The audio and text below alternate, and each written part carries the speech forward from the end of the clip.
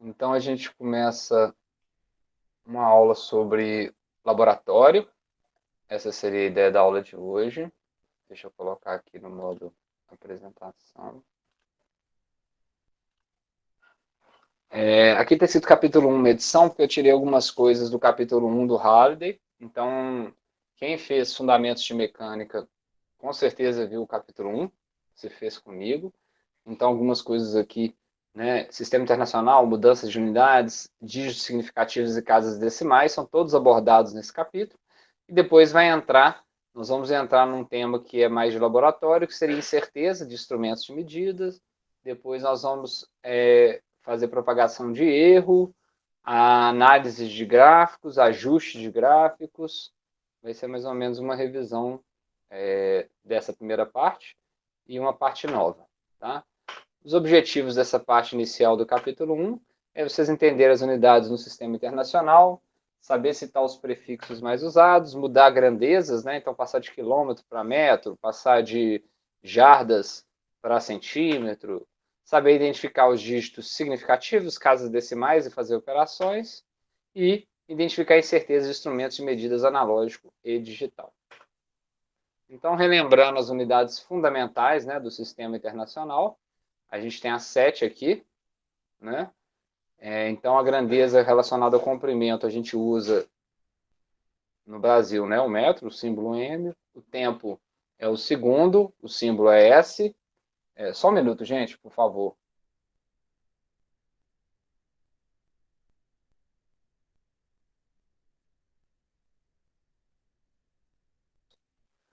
Então, vamos lá. Massa em quilograma, quantidade de matéria em mol, corrente elétrica em ampere, temperatura em Kelvin, apesar da gente, o padrão se a gente usar Celsius, né? Na notação científica é Kelvin, intensidade luminosa em candela, né? Que seria na época a quantidade de luminosidade de um candelabro. Hoje em dia a gente usa mais lumens, né? O mais popular de se usar. Né? Esse SI tem muitas unidades que são secundárias e que são definidas a partir dessas fundamentais. Por exemplo, né, o Joule ele é unidade de massa vezes aceleração vezes metro, ou seja, quilograma por metro quadrado por segundo ao quadrado, a gente escreve como J de Joule maiúsculo, né? E o Watt, que é a taxa de trabalho por unidade de tempo, Joule por segundo, e a gente escreve como Watt. Né? Então, nessa tabelinha aqui, nós conseguimos ver que tem muitas outras unidades que são secundárias que se baseiam nas outras. Né? Força, né, Newton, pressão que a gente vai usar e tensão que a gente viu em Pascal, né, aquela tensão de cisalhamento e a pressão hidrostática, então tudo está aqui em Pascal, e as outras unidades e as suas dependências. Né? Vamos para a parte de notação científica. Isso aí eu acho que principalmente o pessoal da engenharia já está bem acostumado a usar. Né? A ideia seria utilizar a potência de 10 quando você tem um número muito grande ou muito pequeno. Então, nesse exemplo aqui, a gente tem muitos zeros para ficar carregando numa conta. A gente conta quantos zeros tem, né? 3, 6, 7, 8, 9. Então, andei 9 casas aqui, coloquei minha vírgula, vezes 10 elevado a 9. Então, essa seria a notação contraída. Aqui a mesma coisa, 3, 6, 7, se eu andei até o 4, né? 7 casas decimais, eu multiplico por 10 a menos 7. Então, é a mesma forma, né? O mesmo número, só muda que essa notação em potências de 10. Né? E aí a gente tem prefixos, né, que a gente usa para não precisar também escrever, né, 10 a menos 7, ou na hora de conversar, ficar mais fácil a gente chegar nessas unidades. E, e essas unidades para números muito pequenos, né, o que a gente está mais acostumado aqui seria o centímetro. Então aqui você pode colocar a grandeza que você está trabalhando, se for metro, você coloca ela aqui na frente, se for segundo, você coloca aqui na frente, por exemplo, mili. Aí o que é o mili? Vai ser um milésimo, né? Ou seja, 1 sobre 1000 ou 10 a menos 3. Então eu posso colocar qualquer grandeza aqui, pode ser milissegundo, pode ser milímetro, pode ser milinewtons, a unidade que você quiser colocar.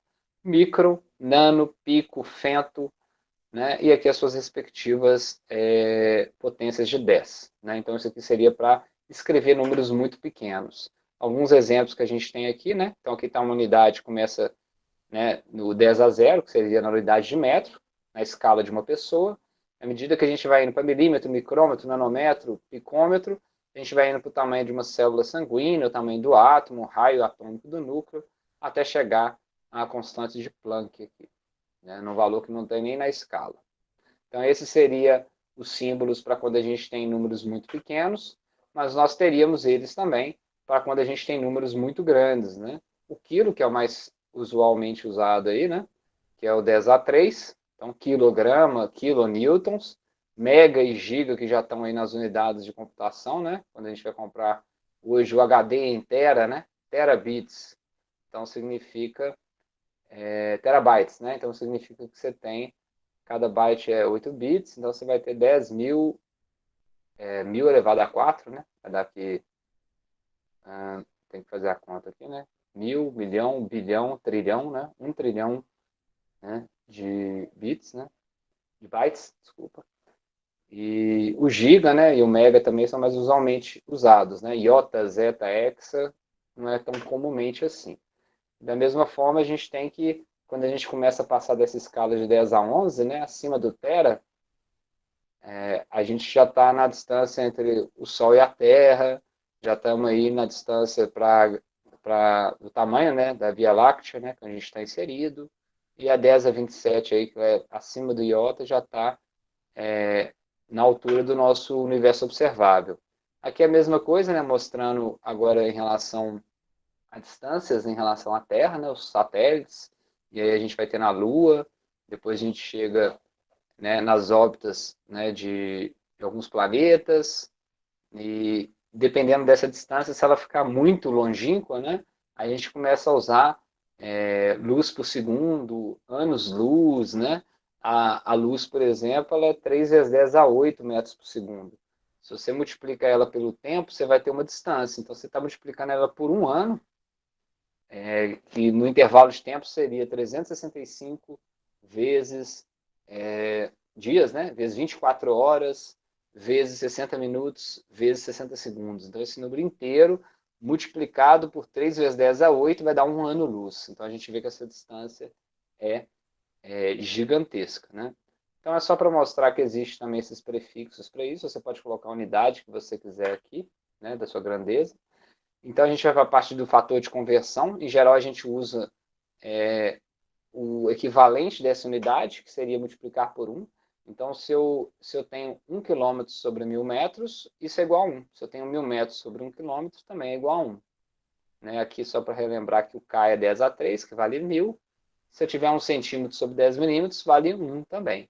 Então, se eu quero fazer uma transformação de metro por quilômetro, eu multiplico, por exemplo, né? Eu posso multiplicar por... Eu tenho o quilômetro e quero passar para metro. Aí eu multiplico por 1000 metros e divido por 1 quilômetro. Né? Vamos fazer alguns exemplos. Aqui é a mesma coisa para o tempo, né? 1 minuto sobre 60 segundos é equivalente, isso vale 1. Então, eu posso multiplicar qualquer unidade de tempo por essa fração, ou ela invertida, que eu não vou estar alterando o valor. Eu vou estar só fazendo a conversão de unidades. Tá?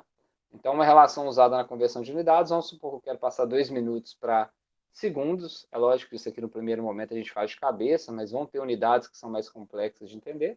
Então, 2 minutos vezes 1 vai continuar sendo 2 minutos, e 1 eu vou substituir como sendo 60 segundos sobre 1 minuto. Corto minuto com minuto, e eu faço essa conversão para segundos. As unidades obedecem às mesmas regras algébricas que as variáveis dos números. Então, vamos converter aqui, por exemplo, 10 metros por segundo em quilômetro por hora. Esse aí é aquele clássico, né, 3,6 dos vestibulares. Então, vamos pegar primeiro e converter os 10 metros. Então, para converter 10 metros em quilômetros, eu multiplico por 1, que é 1 quilômetro, dividido por 1000 metros. Então, vai dar 0,01. Para passar 1 sobre segundo para 1 sobre hora, então vamos lá. Eu quero passar 1 sobre segundo primeiro para minuto. Multiplico por 60 segundos e divido por 1 minuto. Então, isso aqui é 1. Corto o segundo com o segundo. Agora eu tenho 1 minuto, tem que passar para a hora. Multiplico por 60 minutos e divido por 1 hora. Então, na hora que a gente cortar segundo com segundo, minuto com minuto, eu vou ter 3.600 sobre hora. Então, agora eu converti 10 metros, que virou 0,01 km, que é a parte do numerador, e 1 sobre segundo, que virou 3.600 sobre hora. Fazendo essa multiplicação, eu encontro que minha velocidade vale em km por hora 36 km por hora. E aí a gente chega naquele fator 3,6, né? Que é o fator, na verdade, 3.600 dividido por 1.000. Né? Seria o fator. Então, se eu quero ir de metros por segundo para quilômetro por hora, eu multiplico por 3,6. Se eu quero de quilômetros por hora para metros por segundo, eu divido por 3,6. Depois de um tempo de fazer isso, você já não precisa, logicamente, né, fazer esse passo a passo. Mas para quem tem dúvidas, principalmente quando entrar metro quadrado, quilômetro quadrado, você vai ter que converter a primeira unidade do quilômetro, por exemplo, para metro, e a segunda unidade do quilômetro para metro. Então, você tem um produto de quilômetro com quilômetro, você vai transformar o primeiro em metro, o segundo em metro. Então, o fator vai ser um fator, por exemplo, de quilômetro para metro é 1.000, mas de quilômetro quadrado para metro quadrado já é um fator 10 a 6. Né? É o dobro. O dobro não, né? A potência. Né? Vamos entrar na parte de logaritmos significativos. Isso vai ser importante na hora de fazer o relatório, para saber quantos dígitos vocês vão deixar após os ajustes lineares. Né? Então, os algarismos que a gente chama significativos são todos aqueles que são contados da esquerda para a direita, a partir do primeiro algarismo diferente de zero. Então, o zero não entra. Né? Se eu tenho aqui 45,30, eu tenho 4 algarismos significativos, os 4 que estão aqui. Se eu tenho 0,0595, eu só tenho 3 algarismos significativos. Esses dois zeros à esquerda não contam. E aqui, da mesma forma, eu só tenho 3 algarismos significativos. Se eu faço uma mudança de unidade, ou para o método que eu passo para notação científica, ou passo de centímetro para metro, o número de algarismos não pode se alterar. Então, se eu tenho 4,94 centímetros, e eu passo ele para metro, vira 0,0494, a gente vê que o número de algarismos significativos continua 3. Eu tenho 3 aqui, tenho 3 desse lado. Potências de 10 também não são parte dos algarismos significativos. Então, se nesse caso, né, o primeiro exemplo, né, que eu tenho um raio com 5 números, então meus números significativos são 5. Se eu tenho 5,79 vezes 10 a 1, eu tenho 3, a potência de 10 não entra. Se eu tenho esses 7 números vezes 10 a 1, eles contam todos eles, mas não conta a potência. E nesse caso só conta um algarismo significativo. Beleza? Continuando. Algarismos significativos quando a gente faz operações, né? Então, por exemplo, vou somar 4,32 com mais 2,1. Então, vamos supor que isso aqui foi feito com uma certa régua, que tem uma certa precisão, e aqui com uma outra régua que tem uma precisão menor. Por que precisão menor? Eu não comentei aqui, mas geralmente o último algarismo é o algarismo duvidoso, quando a sua medida foi feita por um instrumento, né? Em geral, essa última é o algarismo duvidoso. Então, você colocou sua régua lá, nesse caso, até o 4,3, você vê a marcação da régua, e aí o 2 ficou naquele espaço sem marcação, em branco. Aí você chuta, eu acho que é 2, eu acho que é 3. Isso aqui é a mesma coisa. Então, na hora que você vai fazer uma soma de números com diferentes algarismos significativos, você mantém sempre o número de algarismos igual o de menor casas. Então, aqui a gente somou um número que tem 3, um número que tem 2, achamos, lógico, um número que tem 3 algarismos significativos, levando todos em consideração, mas nosso resultado ele tem que manter a mesma quantidade do de menor número de algarismos significativos. Nesse caso é 2, 6,4. Quando a gente vê a parte da precisão dos instrumentos, isso vai fazer mais sentido. Se a gente considerar que esse último algarismo é o duvidoso, é o chute, você imagina que se a pessoa colocou 1 aqui, esse 1 poderia ser 2, poderia ser 0. Então, a possibilidade, né, da incerteza desse 1 é uma dezena a mais do que a incerteza desse. Então, nem adianta eu colocar o 2 aqui, que na prática, né, a incerteza dessa medida é muito maior do que ela. Então, é uma das explicações para você não aumentar a precisão de uma soma de dois números que tem algarismos significativos diferentes. Tá? Ao efetuar a soma dos resultados, a gente sempre coloca, então, o número de menor número de algarismos significativos, tá? Dentro dos obtidos. Dígitos significativos são os confiáveis. Os resultados devem ser arredondados pelo menor número de dígitos significativos. Tá? Então, nesse caso, né, se eu escrevi 25, nesse caso, né, 25 vezes 18, manteve 410. Aqui eu ganhei um algarismo significativo. Não, aqui acabou tendo como é uma multiplicação, né? você vai ter uma centena a mais, então você vai ganhar, não tem como você não ganhar, né? Um algarismo a mais. Mas a precisão deles era o quê? Nenhuma casa depois da vírgula. E ele se manteve igual, né? A última casa dele, ó, que é a umidade, ela continua respeitando o menor valor que a gente tem aqui. Se eu multiplico aqui 23 por esse número maior, eu já tenho 1, 2, 3, 4, 5 algarismos aqui. Óbvio que vai dar um número muito maior também. Nesse caso deu 3, 4, 5, 6, né? Mas eu também não estou criando uma precisão maior colocando números depois da vírgula, né? Some 1 se o dígito seguinte for maior do que 5, maior ou igual a 5, né? Então, se a gente tiver 13,5 e eu quero reduzir isso para ter só 2 algarismos significativos, se for maior ou igual a 5, ou seja, nesse caso meio, eu posso arredondar para 14. Se for menor, eu arredondo para baixo, para 13. Isso quando eu tiver que eliminar um número, porque ele está tendo uma precisão diferente. Ele não é o confiável, eu teria que ter sem essa casa depois da vírgula, igual, por exemplo, nesse caso, esse produto não vai dar para ver isso, né? Tinha que ter uma vírgula aqui para aparecer. Mas ao fazer, ao arredondar, né, o número de dígitos, você leva essa regra. Tá? Dígitos significativos não são casas decimais, né? Então aqui a gente tem vários dígitos, né? Mas na verdade só 3 são significativos, esses 3 últimos. Os zeros à esquerda não podem ser significativos, a gente já tinha visto ali atrás. Então, 3.000 pode ter 4 dígitos significativos, ou apenas um, se você escrever 3 vezes 10 a 3, por exemplo. Né? Continuando, agora vamos fazer alguns exemplos que a gente transforma as unidades. Né? Então, aqui está transformando 1,3 km, por exemplo, para metro. Então, ficou vezes 1.000 dividido por 1 km, 1.300 metros. Na notação científica, 1,3 vezes 10 a 3. Reparem que eu tentei manter, né, a mesma precisão e o mesmo número de algarismos significativos do que o quilômetro, uma casa depois da vírgula. Basicamente, aqui a diferença é só o K, que foi trocado pela potência de 10. Né?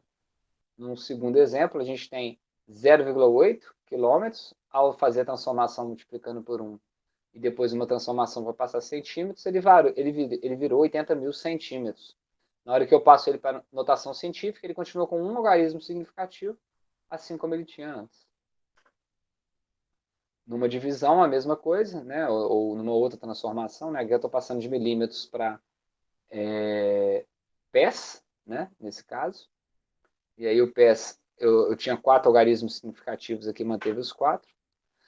Então, agora a ideia é a gente ir para a parte de incertezas. Qual que seria a incerteza de uma régua, então, ou, por exemplo, né, de um instrumento analógico? Aqui, como exemplo, a gente tem 2 réguas que têm precisões diferentes. Essa daqui de cima a gente consegue ver que a precisão dela é de centímetro em centímetro. Essa que é mais parecida com a convencional, que a gente usa em casa, né? Ela tem marcações a cada milímetro. Ou seja, né, qual que vocês acham que é a mais precisa? A de baixo, né? Porque ela tem mais marcações. Quando eu tiver acima de alguma marcação dessa, eu tenho certeza, uma casa depois da vírgula, e a próxima vai ser o chute.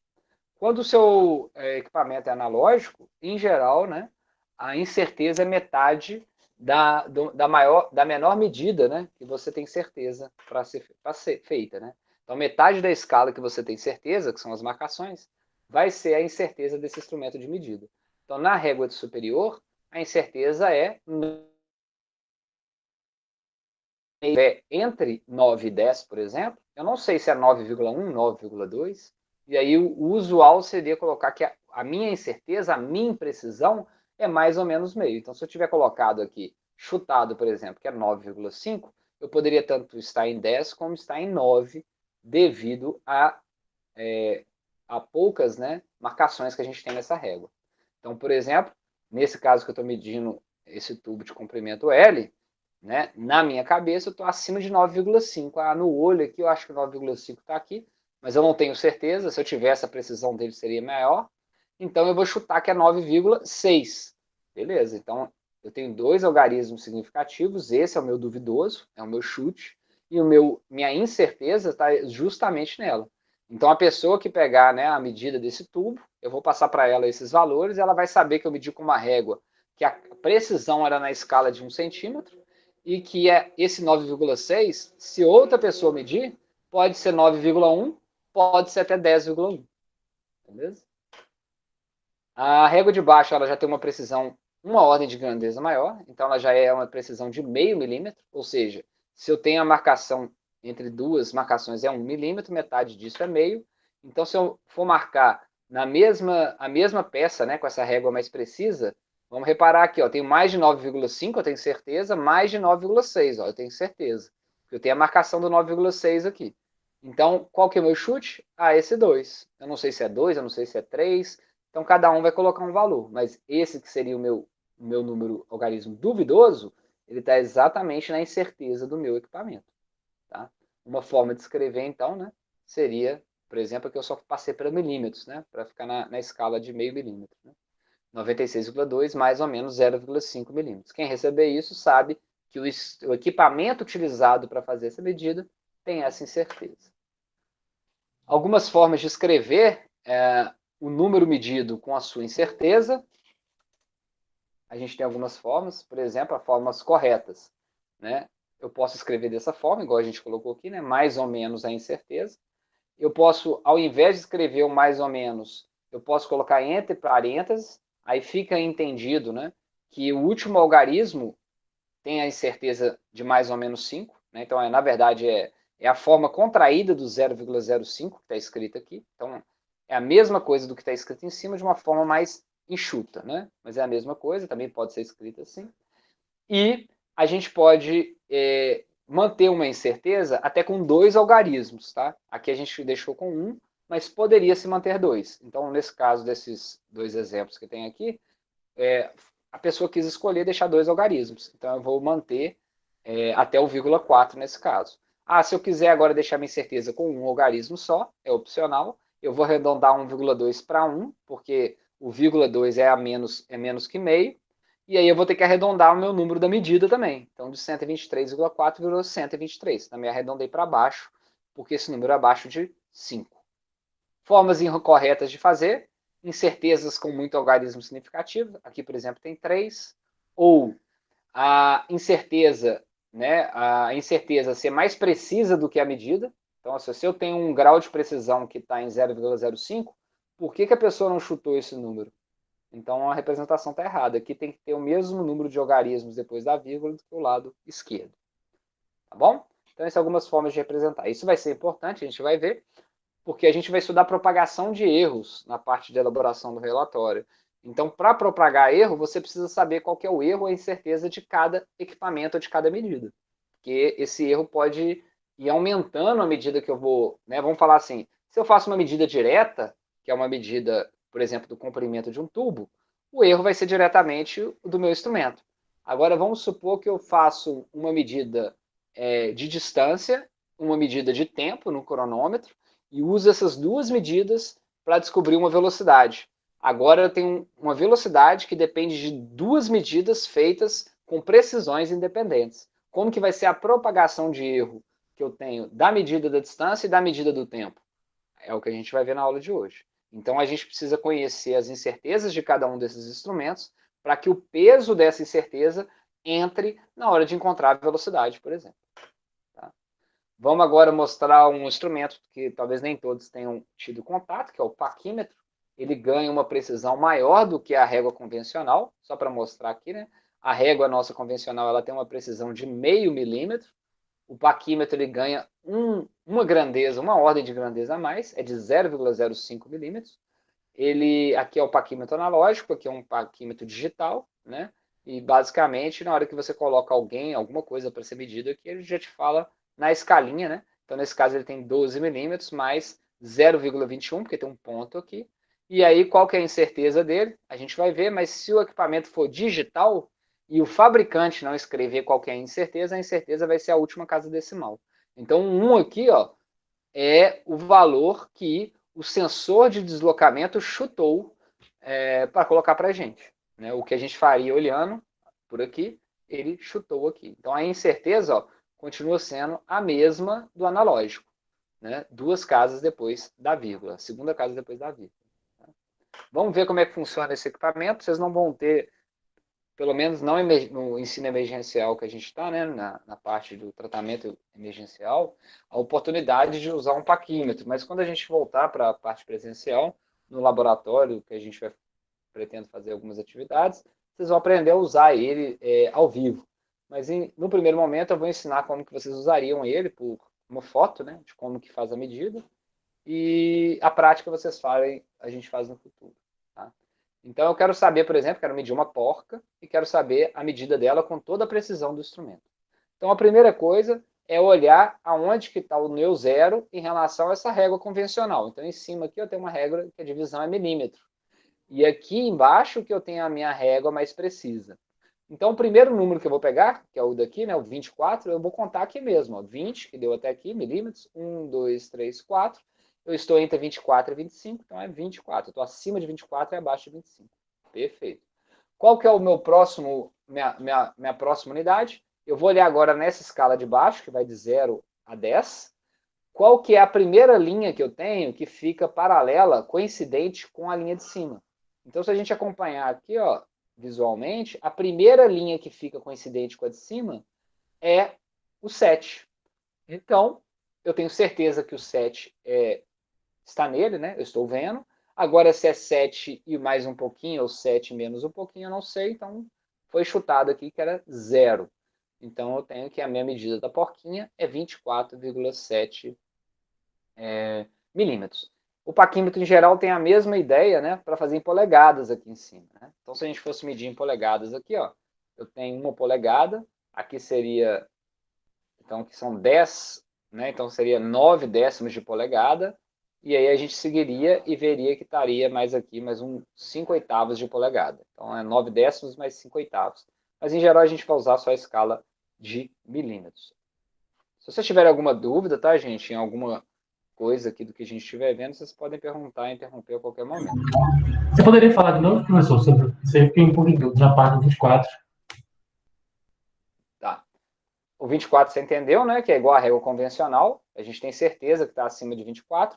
Se fosse a régua convencional, eu já ia botar uma vírgula aqui e o próximo seria meu logaritmo duvidoso. Por exemplo, 24,9. Agora, como eu tenho essa escala aqui de baixo, eu posso usá-la para ganhar uma casa além da vírgula. Duas, né, nesse caso.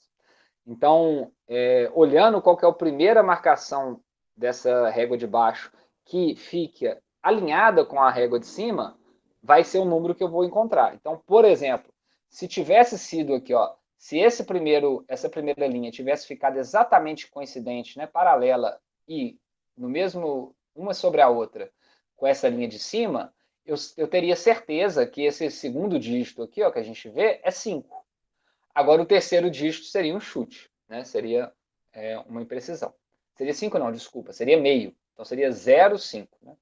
Nesse caso, ao acompanhar com os olhos, a gente vê que só o 7 que está coincidente com a linha de cima. Então, o 7, que é a próxima unidade, é quem tenho certeza.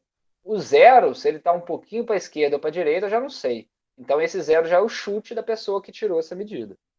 Né? Então, na hora que eu fosse escrever isso aqui na notação científica, opa, deixa eu voltar aqui que eu achei que ele ia aparecer, seria 24,70 mais ou menos 0,05 milímetros. Ou seja, fica claro para a pessoa que a incerteza estaria no zero, que é a metade da menor escala que a gente tem nesse instrumento, que seria metade dessa escala daqui de baixo. Tá? Incertezas diretas, instrumentos digitais, né? Então, peguei lá um cronômetro, igual eu falei, estou medindo o tempo. Se o próprio fabricante não falar, o erro nesse instrumento é 10%, é 5%, é 1% do valor medido. Você vai olhar qualquer menor escala. Então, eu tenho horas, minutos, segundos, centésimos de minuto, segundo. Então, se essa é a minha menor escala, minha certeza é esse último dígito aqui, ó. Então, meu cronômetro digital, a menor escala é 0,01 segundos, a minha certeza está nela. Se eu tenho agora um multímetro, né, coloquei aqui na escala de volts, então cada escala que eu colocar de volts vai ter uma resolução diferente. Como que eu vou ver essa resolução? Esse pontinho vai se movendo para um lado ou para o outro. Então, na resolução de 2 volts, quando eu coloquei para ler uma pilha, por exemplo, ele leu o potencial de 1,571. A última unidade eu vou falar que é a resolução e que é a incerteza do meu multímetro. Pode ser que o próprio fabricante fale que não é 1. Não é a última casa, é 5% do valor medido. Aí você tem que calcular e você vai saber qual que é a sua incerteza. Mas se ele não falar, seria a menor escala, né? Nesse caso do que está mostrando aqui, seria o vírgula zero, né? Então, esse número que o multímetro me mostrar é a incerteza dele. Nessa escala que ele está aqui. Na escala que eu estou mostrando aqui, seria o 1 milivolt. E é óbvio, né, que ele tem todas essas escalas. À medida que eu vou aumentando a escala, eu aumento o tamanho, né, a magnitude do que ele está medindo, mas eu perco em precisão. Então, se eu quero medir uma coisa de 2 volts na escala de 600 volts, possivelmente eu vou ter mais zeros aqui à esquerda do que algarismos com precisão à direita. E aí pode ser que nossa resolução, em vez de ficar de 1 milivolt, fique de 1 volt, por exemplo. Incertezas diretas, né? Então, algumas vezes, você quer medir, você quer melhorar a precisão de uma medida. Para fazer isso, uma forma é você fazer essa medida várias vezes. E aí depois você tirar a média desse valor e o desvio padrão. Tá? Ou o desvio da média, que a gente chama. Então, por exemplo, eu lancei um projétil no chão, de um tempo de um projeto chegar ao chão. Então, eu lancei aqui, né, uma pedrinha, e alguém marcou no relógio esse lançamento. Eu fiz um lançamento sempre igual. Então, vamos falar que ou foi um lançamento, eu soltei uma pedrinha sempre na mesma altura. E aí a pessoa que estava medindo isso fez 5 aferições da mesma pedra fazendo a mesma trajetória. Ué, mas olha só, ela encontrou tempos diferentes. É lógico, né? Além de ter, no caso do cronômetro, né, a gente tem o tempo de resposta, né, o tempo de raciocínio para a gente apertar o botão. E isso também gera uma incerteza. Como que a gente vai ver que essa incerteza foi gerada? Já não é pela menor casa. A gente vê que nesse caso, né, a nossa incerteza é muito maior do que a menor casa, porque se fosse a menor casa, aqui seria 1,93, 1,95, 1,98, seria todos com esse 9, né?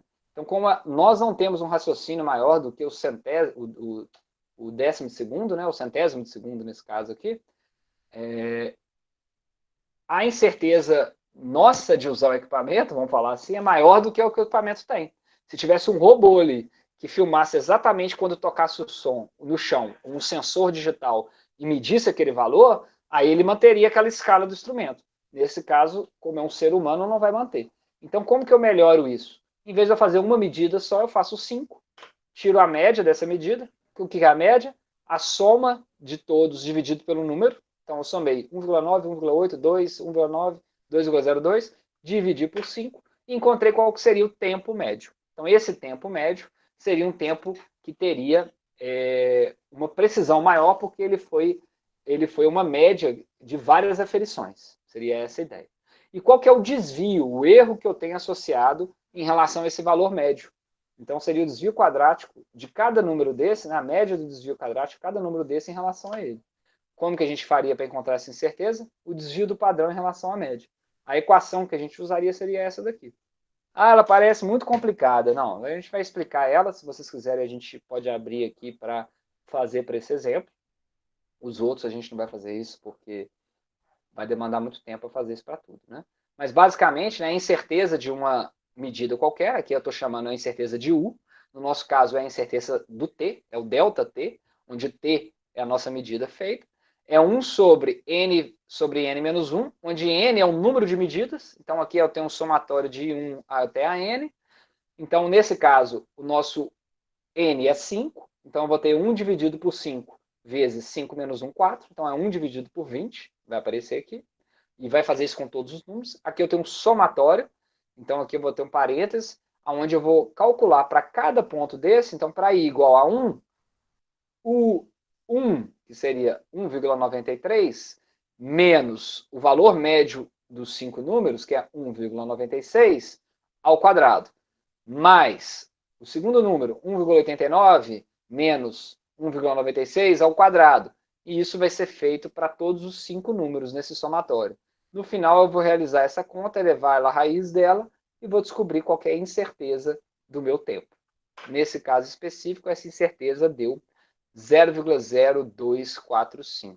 Reparem para vocês verem, né? Como que eu escreveria isso agora? Então, eu não vou manter 3 algarismos na minha incerteza. Vamos colocar que seja só um algarismo. Então, eu vou truncar aqui no 2. Então, vai ser 0,02. então ficou o valor, né, medido agora com uma precisão maior, devido ao erro do ser humano de apertar o botãozinho, é de 1,96 mais ou menos 0,02 segundos. Ou seja, a incerteza, quando eu fiz 5 medidas, né, aqui ela estava, se a gente for olhar, né, a barra de erro é muito maior, né, está em torno aqui de 10% ou menos, 5% de erro, né, e aqui a gente diminuiu para uma porcentagem de 1%, né, só porque a gente fez mais medidas. Em geral, o sinal ruído de uma medida, ela melhora com 1 sobre raiz de n. Então, se eu faço 100 medidas iguais, eu vou melhorar um fator 10. Entenderam? A precisão do que eu estou medindo. Se eu fizer 1000, um fator 100. É necessário fazer isso tudo? Depende, né, do quão ruidoso é o instrumento que está fazendo a sua medida. E também qual que é a automatização que você tem no seu processo. Se você tem um sensor que pode medir 1000 vezes, por que você não vai usar as 1000 medidas dele? Agora, se eu sou o sensor que está apertando o cronômetro, eu não vou fazer 1000 medidas de tempo, né? Vocês querem que abre o cálculo dessa incerteza daqui? Para vocês verem onde que substitui? Ou deu para entender? Eu não consigo ler, tá? Deu para entender. Deu para entender? Então, é basicamente substituir nessa equação, tá? Vamos passar, então, a incerteza para gráficos. Então, ali a gente viu como que a gente tira a incerteza de uma única medida, numa medida direta, né? Que a gente tem 5 valores de uma tabela. Agora, quando a gente tem uma incerteza relacionada a uma tabela de dados, né, que só tem medidas diretas, a gente pode, muitas vezes, fazer um ajuste desses dados pela tendência que a gente observa desse gráfico, e aí o ajuste já vai dar o desvio médio quadrático em relação à média do ajuste em relação aos pontos. E aí ele muitas vezes vai ser até mais preciso ou igual, né, o método que a gente fez anteriormente. Então vamos falar de um exemplo aqui, né? Vamos considerar uma medida de corrente e tensão num elemento resistivo ômico, onde a gente quer descobrir a resistência. Então, vocês não fizeram física 3 ainda, mas lá do segundo grau a gente viu a lei de Ohm, né? V igual a RI.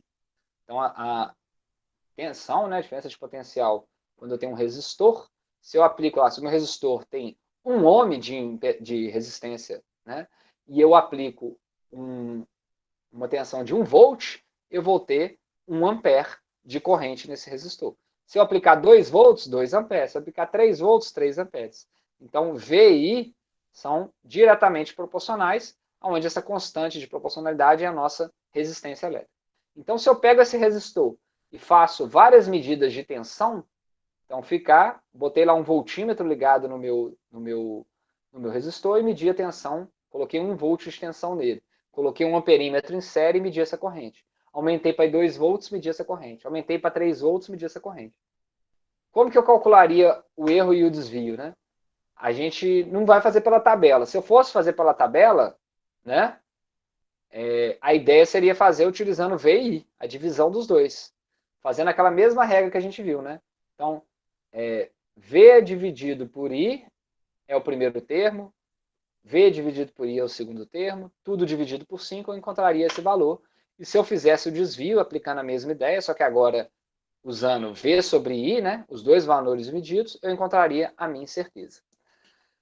Não vamos fazer assim. O que a gente vai fazer é plotar esses gráficos, né, vamos fazer esse graficamente, vamos ver o comportamento linear entre V e I, ou seja, o R vai ser uma reta, vamos fazer um ajuste dessa reta, e aí esse próprio ajuste vai trazer o gráfico, né, os programas já fazem isso para a gente, eles já vão calcular qual que é o valor da nossa inclinação, né, que seria a resistência nessa interpretação, e qual que é o erro que tem, ou seja, o desvio quadrático médico dessa reta e dos pontos que estão em volta. Então, essa é só para a gente aprender como que faz, mas na prática vai ser o gráfico que vai fazer isso para a gente. Mas ele faz dessa forma também. Tá? Então, vamos fazer um gráfico com os dados experimentais de tensão e corrente, a gente vai encontrar o valor da resistência, como sendo a inclinação da reta, e a incerteza vai ser diretamente fornecida pela regressão linear do gráfico. Então, aqui eu já estou mostrando ele de uma vez, depois a gente vai entender como que ele é feito passo a passo. Então, eu coloquei aqui tensão, corrente, as unidades em volts, em amperes, aqueles pontos que a gente viu da tabela aqui, ó, 1, 2, 3, 4, 5, e os valores de corrente foram plotados, então a gente colocou eles aqui, ó, 1 volt, 2 volts, 3 volts, 4 volts, 5 volts, e aqui os valores de corrente daquela tabelinha. E aí, eu vejo que antes de eu fazer esse ajuste, né, esse ajuste é vermelho, né, que a gente está vendo aqui, antes de fazer ele, eu bato o olho e vejo que é uma equação de primeiro grau para eu ajustar aqui, né? É uma reta. Então, uma equação de primeiro grau, que é y é igual a bx, né? Poderia ter um y igual a y0 mais bx. Mas no nosso caso, a gente sabe, né, que quando a tensão é zero, a corrente é zero. Então, esse gráfico vai na origem, né? Se ele vai para a origem, essa reta, eu nem preciso ter um termo de y0 aqui, né? Então, a gente vai aprender isso, né? Cada programa, tem 3 ou 4 programas que vão ser falados aqui. Vocês podem usar ou os pagos ou os gratuitos, tem uns que são até online. Eles vão ter uma forma de ajuste de uma equação de primeiro grau, nesse caso. Ao ajustar, né, ele vai encontrar os valores, então, em geral, ele vai te falar qual é a equação que ele fez. Então, aqui os pontos experimentais estão em preto, em vermelho está o ajuste dessa reta, aqui está a equação que foi ajustada, que é uma equação de primeiro grau, e ele está falando qual que é o valor de A, né, que é onde que intercepta no eixo da tensão, e qual que é o valor de B, que é a inclinação da reta. O valor de B, se a gente faz uma correlação de V igual a RI com Y igual a BX, fica óbvio que o nosso Y é a nossa tensão, o X da nossa equação é a nossa corrente, e a inclinação B é a nossa resistência direta. Então, se a gente olhar aqui o B, a nossa inclinação, olha só, saiu um ajuste de 20,777, vários números, porque ele vai te dar o máximo de casas decimais. E a incerteza associada também. Então, na hora que eu for trabalhar com isso aqui, eu vou falar, não, então eu vou diminuir a incerteza para uma casa depois da vírgula, eu vou truncar ela em 3, tem 9 aqui, trunquei ela para 3. Então, aqui eu só vou ter uma casa depois da vírgula, 7 vai virar 8. Então, qual foi o valor de resistência medido com o seu desvio dado por todos os pontos do gráfico? 20,8 mais ou menos 0,3. Então, o próprio gráfico me passou essa informação. Voltando ao anterior aqui, a gente tinha encontrado quanto? 20,7 mais 0,4. Então, a gente vê que não foge muito, né, dos valores que a gente fosse fazer no braçal ali. Só que aqui é feito de uma forma automática, né? E aí a gente vai ver o A, igual eu falei com vocês, né? O A tinha que ser da ordem de 0, né? Porque se eu não tenho tensão, eu não tenho corrente, mas é óbvio que isso é um ajuste linear e ele tenta se ajustar na melhor posição, que ele vai ter o menor desvio quadrático entre esses pontos e a reta. Então ele escolheu a melhor pontuação que ele pode passar aqui. E muitas vezes, na hora que ele vai passar no zero, ele vai ter um desvio do zero porque ele fitou só para esses 4 pontos. Se eu tivesse colocado, por exemplo, um ponto, tensão zero, corrente zero, ele ia tentar ajustar ainda melhor um pouco para fazer com que passasse pelo zero. Mas a gente consegue ver que a incerteza é quase da ordem de grandeza do valor, né? Então, e pela interpretação física, né? A gente sabe que não tem interpretação ter uma corrente em tensão zero, então a gente pode, nesse caso, ignorar o A. Propagação de incertezas. Como que a gente vai medir essas incertezas se o resultado for a partir de um grupo de variáveis ou valores? Agora, aqui a gente está medindo uma variável só, né? Vamos supor que a gente tenha mais de uma. Então, a gente tem que fazer alguns cálculos para obter essa incerteza final. Vamos tentar ver eles aqui. Então, agora a gente não está falando do gráfico, tá? A gente tinha visto como que a gente calculava a incerteza diretamente, pegando, por exemplo, a régua, o cronômetro mediu 5 vezes um corpo em queda livre, calculamos a média e o desvio padrão. Agora, beleza, se eu tenho 2 medidas agora, então eu quero saber o volume de um gás, o volume de um cilindro, então eu medi o raio da base com uma certa régua, e ela tem essa precisão de 0,1, e eu medi a altura do cilindro para calcular esse volume com uma régua que tem uma precisão pior, de 0,05. E eu quero calcular o volume e achar o erro associado a esse volume devido ao erro associado à medida do raio e associado à medida da altura. Então, como que a incerteza do raio e da altura vai influenciar no valor do meu volume final? É o que a gente vai ver. Então, existem 2 formas de fazer isso, basicamente. Tem uma forma mais simples, eu posso falar ela depois, que é o erro geométrico, mas a gente fala dela um pouquinho depois. Mas vamos fazer a mais complicada e depois eu posso passar a mais simples. A mais simples seria utilizando um cálculo simplificado a partir de uma função polinomial. Depois a gente vai ver que isso aqui vai vir da derivada parcial. Então, se eu tenho uma medida, né, que eu quero descobrir, né, por exemplo, o volume, e ela depende do raio, depende da altura, e depende de outros valores, né? Então, cada um desse é uma medida que eu fiz com um instrumento diferente. Se eu quero descobrir qual que é a incerteza absoluta, né? Então, a incerteza sobre o total aqui. Então, aqui é a porcentagem, né? Vamos falar assim. Seria o valor absoluto, né? Como que eu faria? A raiz, então, de quê? O expoente do primeiro número vezes o erro da medida do primeiro número sobre o valor a ao quadrado, mais o expoente do segundo número, vezes a incerteza sobre o valor de b elevado ao quadrado, mais a incerteza do terceiro número, mais p3, vezes a terceira da terceira medida, sobre o seu valor c ao quadrado. Então, seria basicamente substituir nessa forma. Nós vamos fazer isso primeiro, para o caso do volume, e depois a gente vai ver como que faz para qualquer caso, sem ser um polinômio, que é através das derivadas parciais, e como que a gente chega no mesmo resultado. Então, vamos aplicar aqui o volume, para o nosso caso, a gente quer encontrar qual que é a incerteza do volume sobre o volume. Então, aplicando π é uma constante, então ela nem vai entrar aqui entram só as variáveis medidas, né? Então, meu ΔV, ele vai ser o quê? No primeiro termo que eu tenho o raio, que foi medido, né? Cai o meu expoente 2, igual a gente viu aqui, ficou 2. E aí eu vou ter o produto de 2 com o erro, a incerteza medida do raio, sobre o valor de raio que foi medido. Isso elevado ao quadrado, mais 1, que é o expoente aqui do meu h, vezes a incerteza da altura, dividido pelo valor de altura ao quadrado. Então, posso passar o meu volume multiplicando para o lado de cá, se eu quiser encontrar só a incerteza, que foi o que o problema pediu, só isso que mudou. Então, seria esse valor. Então, o que eu faço aqui? Eu substituo ΔR e R, por exemplo. Vamos voltar aqui, ó. ΔR e R eu substituo aqui, ó, meu R e meu ΔR. Onde eu tenho H e ΔH, eu substituo por isso. Então, basicamente, eu substituo os valores que eu tinha medido de ΔR, R, ΔH e H, o volume medido direto com o valor de R e o valor de H, e aí eu vou ter a minha incerteza do volume. Vamos fazer agora isso de uma outra forma. Vamos fazer de uma forma mais genérica, então ele vale não só para polinômio, mas para uma função qualquer, através da derivada parcial. Nesse caso, eu vou aplicar num polinômio, mas poderia ser um seno, um cosseno, um exponencial, que estaria certo da mesma forma a ideia.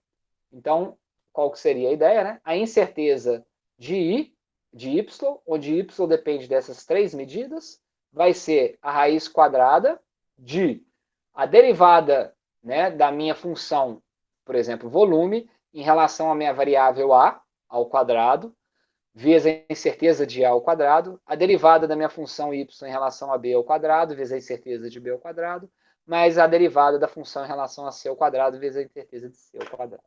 Vamos aplicar isso daqui para o volume. Então, primeiro eu calculo a derivada parcial do volume. Então, eu tenho volume que depende de duas variáveis, né? Que não são constantes, o raio e o H. Então, eu vou ter só dois termos, né? Dessa incerteza. A derivada em relação ao R e a derivada em relação ao H. Então, primeiro, para calcular esse primeiro termo, eu calculo a derivada parcial do volume em relação a R. Ele vai ser o quê? Cai o 2, né? 2πRH. Calculo a incerteza do volume em relação à altura, vai ser πr ao quadrado. Agora eu substituo na minha equação de cima. Então vai ficar o quê? A minha incerteza no volume é igual a raiz quadrada de, vamos lá, 2πRH, é o primeiro termo, ao quadrado, vezes a incerteza do R, do raio, ao quadrado, mais πr ao quadrado, vezes a incerteza de H ao quadrado. Então agora o que eu substituo aqui? O valor de R e H medido, o valor da incerteza do raio, o valor de R medido e a incerteza do H. E aí eu encontro qual que é o valor de ΔV. Mas vamos manipular um pouquinho essa equação para a gente ver se a gente chega naquela anterior, que era aplicada só para polinômio. Então, partindo dessa equação que a gente acabou de ver, vamos dividir dos dois lados por πr ao quadrado vezes a altura, que é o volume. Dividindo dos dois lados, a gente chega nessa expressão que é equivalente à expressão do método dos polinômios. ΔV sobre V caiu o expoente do R, o erro de R sobre R ao quadrado, mais o erro de H sobre H ao quadrado. Então, se vocês memorizarem aqui essa expressão que a gente chegou, a gente vê que ela é idêntica à obtida pela função polinomial. Aqui, ó, ela é idêntica. Tá? A essa aqui é obtida pela função polinomial. Ou seja, esse caso da função polinomial ele é aplicado para qualquer função polinomial, mas não é aplicado para um seno, para um cosseno, para um exponencial. E o caso que a gente viu das derivadas parciais se aplica tanto ao polinomial quanto qualquer outro caso. Tá bom? Era essa que era a intenção. Vamos ver agora como que a gente faz essas incertezas relacionadas num gráfico. Então, a gente tem uma tabela com os dados de duas grandezas físicas que se relacionam e a construção do gráfico vai auxiliar a gente visualizar a relação entre essas grandezas. É linear, é exponencial, é diretamente proporcional, é inversamente proporcional. O gráfico vai ajudar a interpretar o fenômeno físico, né? A resistência, batendo o olho num gráfico de dois resistores, com a curva VI, eu posso só bater o olho e pela inclinação eu falar, olha, a resistência desse é maior do que a desse, sem precisar saber o número. Então, o fenômeno físico da relação a gente está observando sem fazer a conta. E obter informação quantitativa a partir da análise do gráfico, que é os valores que a gente quer encontrar, por exemplo, né, a resistência. Vamos pegar esse exemplo de novo. Então, eu tenho a tensão e a corrente medida para a resistência elétrica de um elemento ômico. Vamos ver como que a gente faria o gráfico disso. Então, a gente sabe que a tensão e a corrente se relacionam pela resistência. Eu vou construir um gráfico de tensão por corrente, onde a tensão vai ser colocada no eixo Y e a corrente no eixo X. Então, eu tenho aqui os dados que foram medidos no laboratório. Aqui está usando o SciDavis, que é um dos programas que eu coloquei lá para vocês baixarem. É um programa gratuito. Tem ele para LaTeX, tem ele para Windows também. Então, você vai abrir uma tabelinha desse programa, vai colocar em X os valores da sua corrente, vai colocar em Y os valores da sua tensão. Depois você vai usar uma função do programa que é plotar esses pontos. Então, você vai ter pontinhos, né, que vão ser plotados graficamente, né, que são os dados experimentais. Né?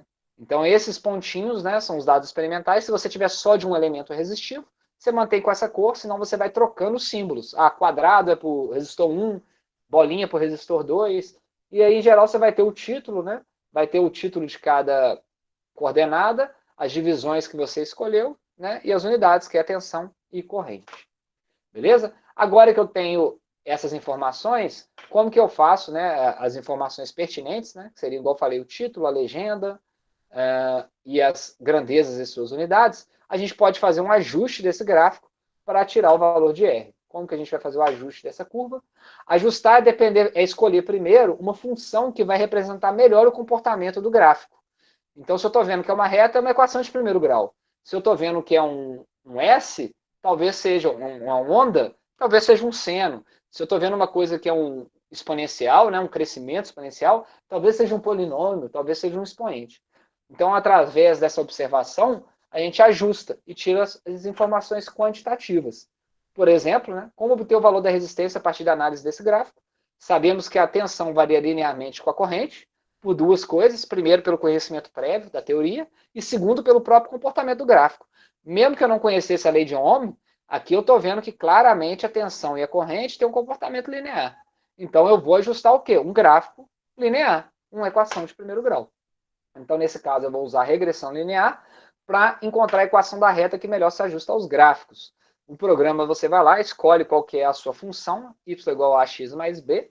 Então, nesse caso, o meu A é a inclinação, o meu B é onde que ele cruza a tensão para a corrente igual a zero. Então, olhando, né, correlacionando essa função com meus dados, né, a gente vê que o nosso y é a tensão, o x é o i, o r vai ser igual à notação que o programa usou. Aí eu venho cá no slope, que é a inclinação, que é o A, que é correlacionado o A do gráfico com a nossa resistência, a medida direta, e aqui eu já tenho o valor dela com a sua incerteza. Então, eu posso descrever, através da minha análise gráfica, que a resistência desse elemento ômico vale 20,8 mais ou menos 0,3. Usando, então, outros programas. Então, aqui está usando o SciDavis, que é esse programa que é de graça. Vou mostrar como que seria se usasse o MyCurveFit. A cara da nossa curva vai ser isso. Quando ele faz a regressão linear dele, ele usa M. Aqui usava A, ó. Esse programa gosta de usar M. E aqui gosta de usar C. Então tem que ficar bem atento às constantes que ele está ajustando a reta. Mas nesse caso, utilizando, né? Não importa M e C, o M a gente vê que é a inclinação é a nossa resistência, logo ele encontrou o valor de 20,8 mais 0,3. Só para você ver o mesmo valor. Tem que ser o mesmo valor, né? Porque, em geral, se você está ajustando uma equação de primeiro grau, ele vai encontrar o melhor ajuste para essa curva ter um menor desvio quadrático desses pontos. Tá? Então, os parâmetros de ajuste podem ser representados por letras diferentes em cada programa. Nesse caso, ele usou MC, no outro usou A e B. Então, ficar atento ao que for usar. Se for usar o Linear Fit, é um programa que todos aqui são gratuitos, alguns são até online. Pode usar até o Excel também, ele faz gráficos. Tá? A gente vai ajustar uma reta, ele já gosta de usar M e B. Então, da mesma forma, depois que você faz o ajuste, ele cospe os valores para você. Então, aqui está o valor de M, que é a inclinação. Está o valor do erro de M, que ele chama de DM. O valor de B, que é onde ele acerta o gráfico aqui nessa curva, e o erro de B. E esse aqui ainda está mostrando o valor de R. O que é esse fator R? É o quão bem a sua curva teórica se ajustou aos dados experimentais. Quanto mais próximo de 1, mais perfeito foi esse ajuste. Então, se esse fator R é 0,9997, o ajuste foi quase que perfeito sobre os dados experimentais. Da mesma forma, o valor encontrado é o mesmo, 20,8 mais 0,3. Vamos para o ajuste de curvas não lineares. E aí? É razoável ajustar uma reta para esses dois dados? Claramente isso aqui não é uma reta, né? Isso aqui também não. Então, é razoável ajustar uma reta? Não. A gente deve fazer ajustes não lineares. Os programas permitem fazer ajustes que não são só regressão linear. Então, alguns programas você escreve a função que você quer ajustar, alguns programas ele já têm as funções pré-definidas. Então, eu observei aqui esse comportamento, por exemplo, após fazer alguma medida, eu vejo que o melhor ajuste para esses gráficos é uma função exponencial. Aí o gráfico vai me dar o quê? A incerteza de A e a incerteza de B. Ele está ajustando Y para os valores de X que eu coloquei aqui, e aí ele vai me dar essas duas constantes com as suas respectivas erros. O que é A e o que é B depende de qual que isso está representando. Se ele está representando, por exemplo, um crescimento de uma população, então B pode ser essa taxa de crescimento. Então, assim, vai depender qual que é a interpretação física, né, do que você está medindo nesse gráfico. Da mesma forma, né, eu estou aqui com um gráfico que tem uma cara de uma senoide, eu não vou fazer um ajuste de uma regressão linear.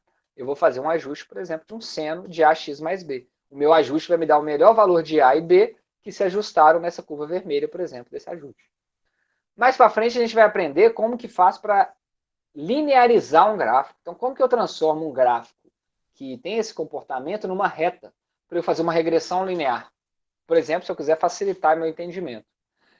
Nesse caso, né, diretamente pensando, é que é só fazer o logaritmo newtoniano dos dois lados. Vai cair o meu expoente, e aí minha dependência com o expoente de x vai cair para diretamente com x. A gente vai mostrar como é que vai fazer isso daqui a pouquinho. Linearização de gráficos, entrando nisso. Então, frequentemente, gente, vou pedir desculpa aqui, para não atrapalhar o entendimento, eu vou colocar aqui os expoentes, tá? Que na hora que eu fiz a passagem para cá, eles não ficaram escritos. Pronto, senão vai ficar ruim de entender. Então, alguns gráficos aqui, onde x e y não se relacionam de forma linear. Exemplo, se eu tenho uma função que é do tipo ax2 mais b, ficou até repetido aqui, né? Não ficou não. ax2 mais b, isso aqui é o que, por exemplo? Um gráfico com aceleração constante, onde a partícula está caindo do repouso, a partir com velocidade igual a zero. Aqui seria esse caso. Então, se eu soltei um corpo do alto do prédio e estou analisando como que a distância varia, por exemplo, com x, que o x aqui eu posso chamar de tempo, esse aqui seria um gráfico não linear. Né? Aqui é a mesma coisa, aqui é a mesma coisa.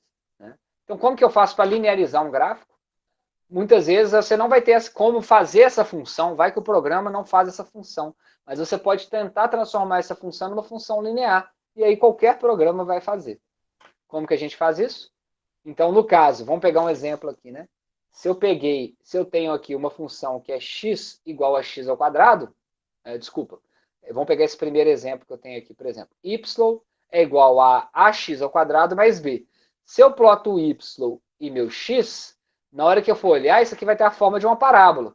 O a, se for positivo, vai ser uma parábola para cima. Então, não é uma linha. Como que eu transformo essa numa linha? Eu faço uma mudança de variáveis. Em vez de eu chamar meu eixo x de x, eu vou chamar meu eixo x de x2. Então, ao colocar meus valores nas tabelas, eu não vou colocar o valor de x. Eu vou colocar o valor de x ao quadrado. Ao fazer isso, equação, né, minha parábola virou uma reta. E agora eu tenho o meu valor de A e B diretamente obtidos por uma regressão linear.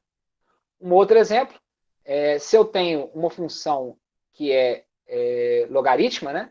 Então eu tenho aqui, ó, y é igual a BE elevado exponencial de AX. Aqui eu não faço um ajuste linear. Como que eu linearizo? Tiro o ln dos dois lados. O ln de y e o ln dessa função. O ln dessa função, o ln do produto é igual à soma dos ln's. Então isso vai virar ln de b mais ax. Perfeito?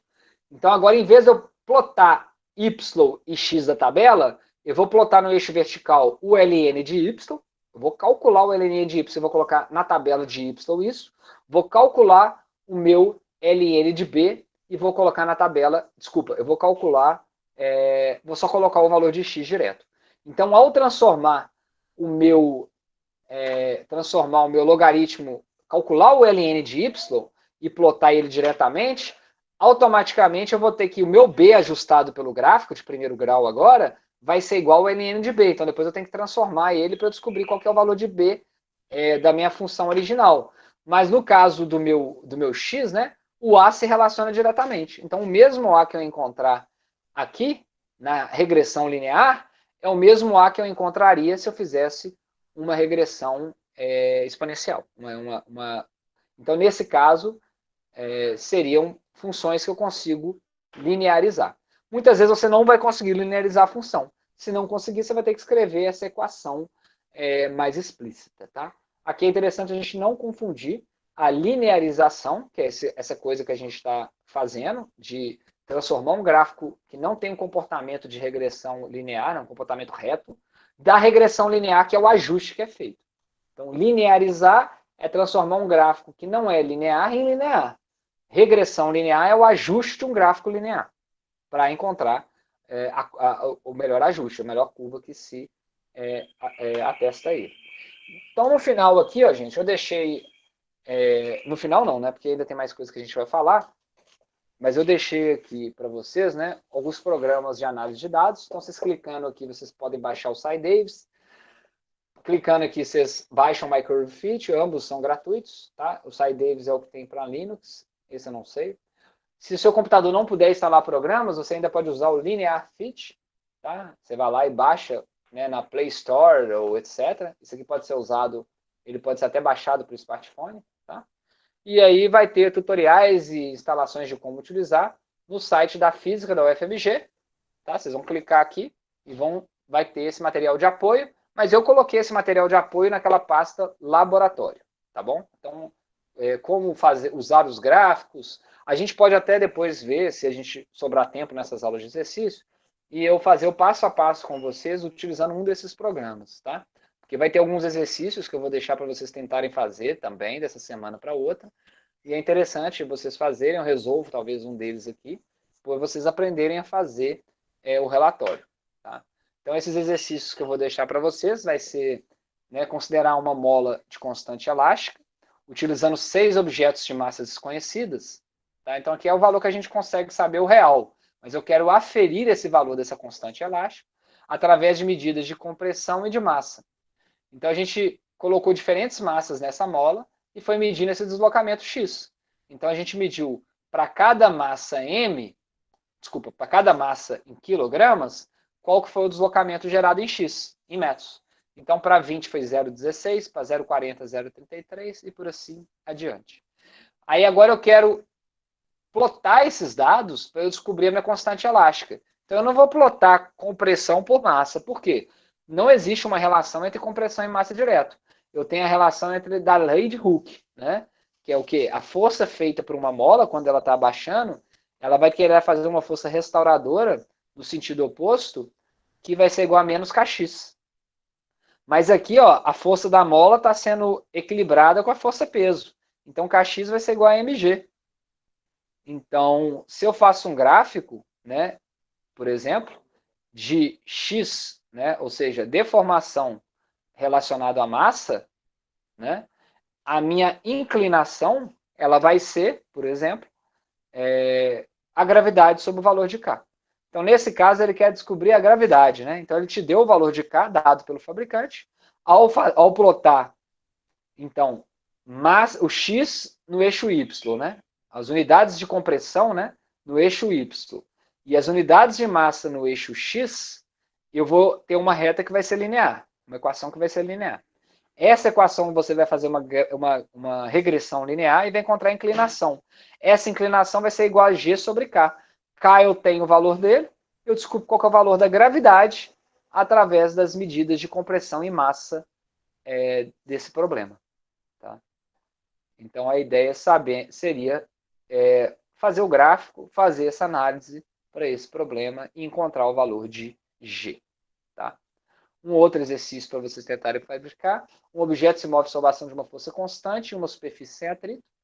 Ao medirmos sua posição em velocidade, obtemos os seguintes resultados. Então, obviamente que eu tenho uma massa que está tendo uma força-peso, realiza uma força, a alavanca só inverte o sentido da força, a direção, mas a força é a força-peso.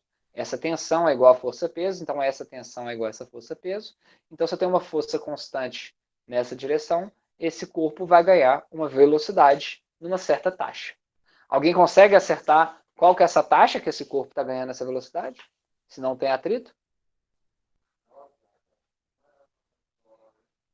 A aceleração da gravidade, né? Que é constante. Então aqui eu tenho posição e tenho velocidade. Nesse caso, eu quero descobrir